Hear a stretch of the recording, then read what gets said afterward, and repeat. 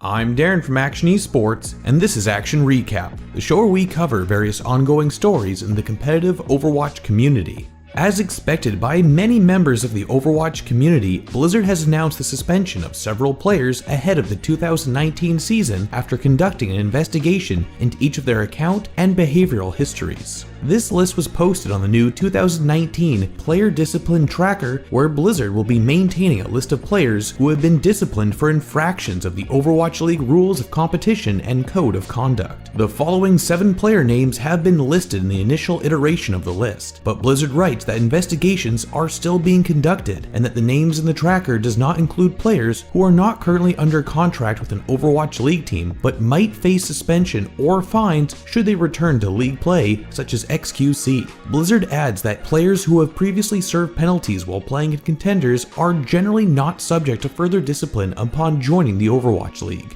Apply from the Florida Mayhem, the Boston Uprising's Colourhex, and Violet from the San Francisco Shock were all given a 2-game suspension for account boosting. As for Hangzhou Spark's Krystal, who committed a similar violation, he was only given a 1-game suspension. The rationale behind the differences in severity of the punishments was not stated, but one can only assume that was based on the extent of the account boosting. As for the other 3 players receiving punishments, the Gladiators' new addition, Ripa, has been issued a 5-game suspension for throwing matches and toxicity. Next, the Guangzhou charges Rise, while not given a suspension, was issued a fine of $1,000 for account sharing. Lastly, the Toronto Defiant Support player Neko faces disciplinary action in the form of a 3-game suspension for selling an account and obstructing league office investigation. As mentioned earlier, it is suspected that this list of names will grow as Blizzard uncovers more infractions with their ongoing investigation as we head into the 2nd season of the Overwatch League. The idea of fining players for breaking the code of conduct is sound, as these individuals are ambassadors of the Overwatch League and role models to many young impressionable fans. But there has been some criticism over the variability of the punishments and how a $1,000 fine doesn't really have that great of an impact on players who make a minimum of $50,000 US a year from their salary alone. Others argue that the social fallout for the infraction is what players will really feel from the Overwatch community, as they'll have to live with that blemish on their record. While on the topic of boosting, there was another story this week coming from Korea. According to a report by the Korean Herald, boosting services are now prohibited in South Korea, and those who provide such services can be punished by law. Korea's National Assembly passed a revision to the Games Industry Promotion Act, making paid services to boost illegal when not authorized by the developer or publisher of the game. The act of boosting is considered an act of disruption to a game's normal operations. This act is punishable by either a 2-year jail sentence or a fine up to 20 million won, nearly $18,000. Representative Lee Dong-sup from the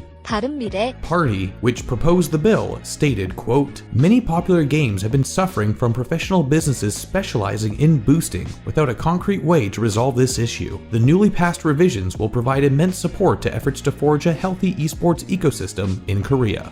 And with that, that's all from us. But we'd like to hear your takes on some of these stories. What do you make of Blizzard's ongoing investigation into various violations of their code of conduct? Do you think they're doing it the right way, or should there actually be explicit rationales listed for each of the infractions and why the punishments being given are given?